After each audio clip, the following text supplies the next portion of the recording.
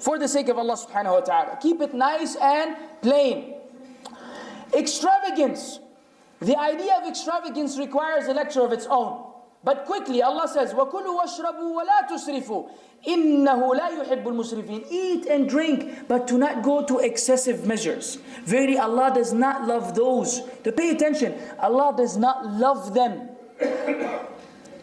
وَلَا تُبَذِّرْ تَبْذِيرًا إِنَّ الْمُبَذِّرِينَ كَانُوا إِخْوَانَ الشَّيَاطِينَ. And do not spend extravagantly. Verily, those who spend extravagantly are the brothers of the devils. The brothers of the devils. In one ayah Allah says He doesn't love them. In the other ayah Allah says they are the brothers of the devils. What do you want? After that, do we rent a 50,000 riyal hall? And coffee and tea, by the thousands of riyals.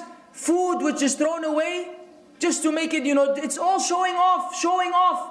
They know that the people will be, they bring more kapsa, more kapsa, more kapsa, and then what happens to the food, dear brothers and sisters? It is thrown away.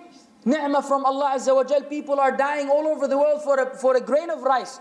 We go to a wedding and we throw maybe tons of food. It's thrown away every day during these weddings. Not allowed. When you have a marriage, you'd better know who's coming. And you can have a backup plan. If you see more people coming, you have a restaurant which you have a good connection with. Say, listen, I need food quickly. You have some sort of arrangement. But initially you bring enough food. If you bring extra food, then make sure you don't throw it away. Put it together in a container and then go give it to some needy people. There are actual organizations here which collect this food and they distribute it among the needy. On Arba'in Street, right off Arba'in Street. It's called Hifdh al-Ni'mah or something like that. Preserving the bounty of Allah. But under no circumstance are we allowed to what? Waste food. Take it easy.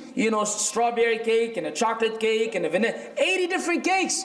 Tayyib ya akhi, there's only 20 people in the back. How many cakes can we eat? Unless you're going to put the cake in everyone's face. So you're hungry, brother? Here's a cake for you. Eat one slice. Everybody's trying to lose weight nowadays.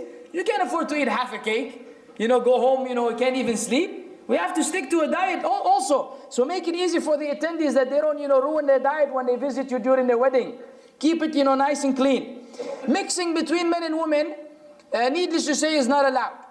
Now, again, some people may misunderstand the reality here. We're speaking about, a brother and sister, in other weddings, it's totally normal. Women actually dance in the middle of the stage and men are sitting there looking at them. This is amazing, by the way.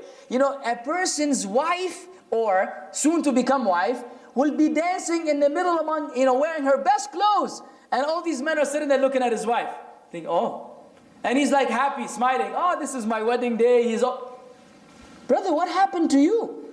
Where's your jealousy, man? How could you have someone look at your wife, or soon to become wife, and you're happy?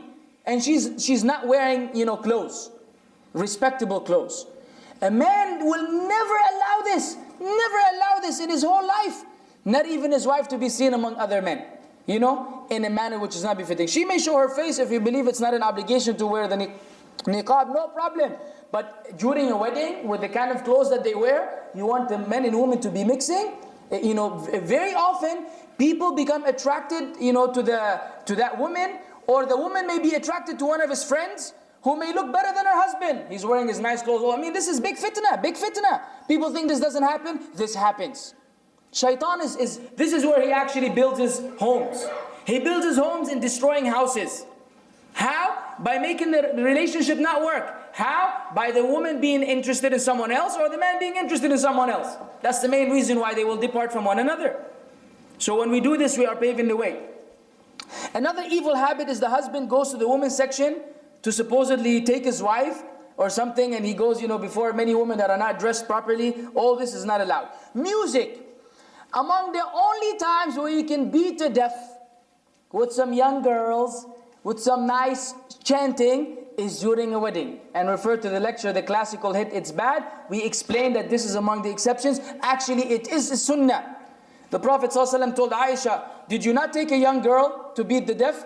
The Ansar love this kind of entertainment. So it's a sunnah to bring some young girls, very normal, young girls, who will bring a deaf, and they may, beat it in a very, the deaf is like a tambourine without the bells. It's a very basic instrument, like a drum, but it doesn't have any special effects. And they may beat it by saying some nice things, some nice lyrics, This is the sunnah among the sisters. Among the sisters. If the men overhear it, that's fine. Because there have been some references that the men heard it, but they were not mixed with each other.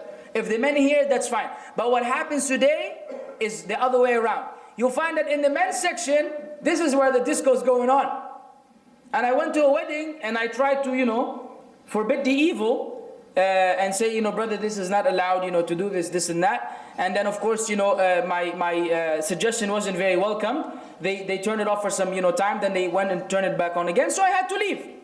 So afterwards, I called the father, say, Barakallah feek, I just wanted to, because that person had 2 weddings. It wasn't one wedding, it was 2 weddings. That's part of the culture. One time the family of the woman, and the next time the family of the father, they have different dinners, whatever. So there was going to be another one. I figured I would at least notify him so they can avoid it the next wedding.